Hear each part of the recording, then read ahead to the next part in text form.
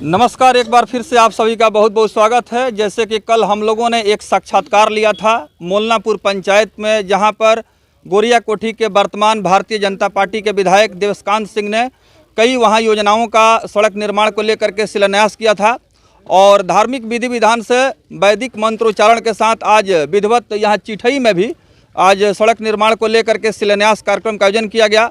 मंच पर संबोधित करते हुए तमाम यहाँ आए हुए जनता को इन्होंने धन्यवाद दिया और साथ ही साथ बिहार सरकार पर इन्होंने जो है कड़ा प्रहार किया है। निशाना साधते हुए उन्होंने कहा कि बिहार नीतीश कुमार के सरकार में, लालू यादव और तेजस्वी यादव के सरकार में काफ़ी पीछे चला गया है और इस सरकार ने बिहार को बर्बाद कर दिया है। इस तरह के इन्होंने गंभीर आरोप लगाए। वहीं छत्तीसगढ़, राजस्थान और मध्य प्रदेश में भाजपा ने जो चौंकाने वाला फैसला लिया और प्रधानमंत्री मोदी को उन्होंने धन्यवाद दिया कि ये लोग जातीय जनगणना में व्यस्त है और हमारे जो नेता हैं प्रधानमंत्री नरेंद्र मोदी, उन्होंने समाज में एक ऐसे लोगों को मौका दिया जिनके बारे में कोई सोचा भी नहीं होगा, उनको इतने बड़े पद पर भेज दिया।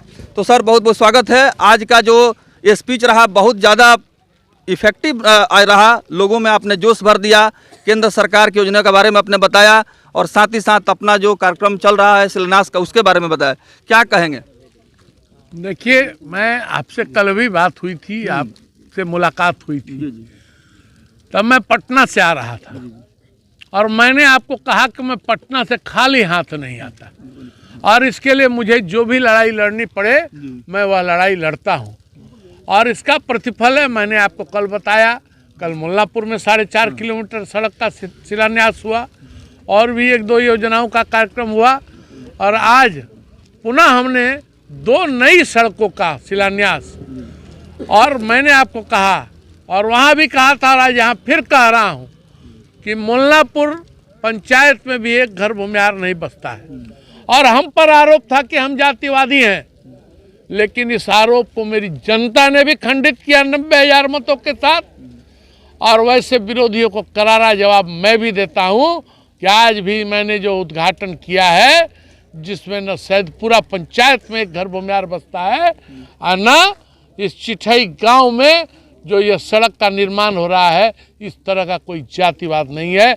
यह समग्र समाज का विकास, गरीब का उत्थान, युवा की शक्ति, महिला का आशीर्वाद और किसानों का विश्वास के हिसाब से काम किया जा रहा है। यही हमारी 4 जाति है जिसके लिए हम सबका साथ रखते हैं, सबका विकास करते हैं, सबके विश्वास से करते हैं और सबके लिए प्रयास करते हैं। इसी नारे के तहत हम पूरे गोरिया कोठी का विकास हर स्तर पर, अभी मैंने आपको कल भी बताया था कि 7 तारीख को 2 सड़कों का शिलान्यास हुआ, बीच में एक पुल का उद्घाटन हुआ और इस महीने में कुछ और शिलान्यास होंगे।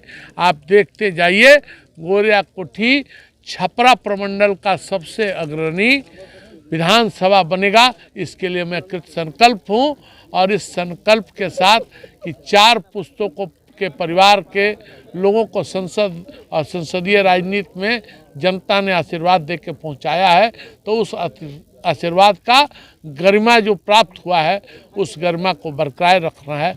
इसी संकल्प के साथ मैं अपनी राजनीति को करता हूं। विश्वसनीय सूत्रों के अनुसार कुछ इस प्रकार की जानकारी प्राप्त हो रही है, सर्वेक्षण के आधार पर, अभी इसकी औपचारिक घोषणा होना बाकी है।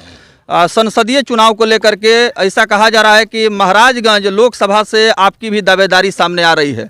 इस तरह की सूचना मीडिया कर्मियों को मिल रही है, क्या कहेंगे? कि ये मीडिया की जानकारी में होगी, न तो हम संगठन में इस पर विचार कर रहे हैं और न संगठन ने इस पर मुझसे चर्चा की है। हमारे सांसद आज भी जनार्दन सिंह सिकरीवाल हैं, जो कि सर्वश्रेष्ठ सांसद का उन्हें आपको सम्मान मिला है आपके लोकसभा के द्वारा, इसलिए इस पर अभी तक कहीं कोई संशय नहीं रखिए और कहीं भ्रम में नहीं रखिए। विरोधी इस तरह का प्रयास कर रहे हैं, इस प्रयास में वह सफल नहीं होंगे। और रही मेरी इच्छा, तो मेरी इच्छा तो मैं अभी गोरिया कोठी के लिए चुना गया हूँ, इसका अविरल विकास हो, इसका सब कुछ प्राप्त हो, तब तक गोरिया कोठी के बाहर सोचने के लिए फुर्सत भी नहीं है। और भगवान कहाँ पहुंचाएगा, पार्टी क्या दायित्व देगी, तो यह पार्टी और भविष्य का खेला है। लेकिन हमारे सांसद आज भी जनार्दन सिंह सिग्रीवाल हैं और हमारे उम्मीदवार आज भी श्री जनार्दन सिंह सिग्रीवाल। आपने मंच पर संबोधन के क्रम में आपने अपने परम पूज्य पिताजी को याद किया और उनके द्वारा कराए गए इस क्षेत्र में विकास योजनाओं के बारे में भी आपने विवरण प्रस्तुत किया। तो ये भी जानकारी हम लेना चाहेंगे कि आपके परम पूज्य पिताजी ने यहाँ पर कुछ काम कराए थे अपने जो है कार्यकाल में, उसके बारे में थोड़ा सा बता दीजिए। देखिए, जिस समय मेरे पिताजी विधायक हुए थे, गोरिया कोठी की स्थिति थी कि गोरिया कोठी के लिए किसी भी सिवान जिले के कर्मचारी को अगर सजाए में भेजना होता था तो गोरिया कोठी विधानसभा के गोरिया कोठी ब्लॉक में या बसंतपुर में या लकड़ी नवीगंज में भेज दिया जाता था कि बिजली नहीं है, सड़क नहीं है, रहने की व्यवस्था नहीं है। वह चीज़ हमने बदल दी। आज यहाँ कर्मचारी आने को लालायित है कि कहीं सड़क खराब नहीं है और कहीं कोई दुर्व्यवस्था नहीं है, कोई अव्यवस्था नहीं है। भ्रष्टाचार के इस शासनकाल में भी गोरिया कोठी में शांति है, गोरिया कोठी का विकास हो रहा है, इसलिए किसी को आने में डर नहीं लगता है।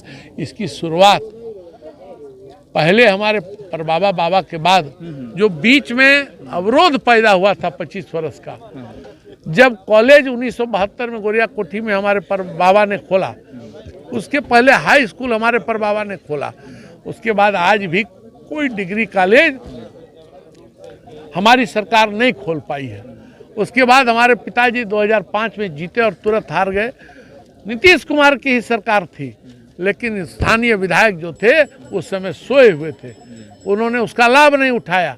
लेकिन मेरे पिताजी जैसे विधायक बने, उन्होंने 42 पंचायत के सारे ग्राम पंचायतों में और हर गांव तक काली सड़क, बिजली की व्यवस्था कराई और कहा कि हम चुनाव अगला तभी लड़ने आएंगे जब उस गांव की सड़क काली होगी और उस कालीकृत सड़क पर मैं आऊँगा।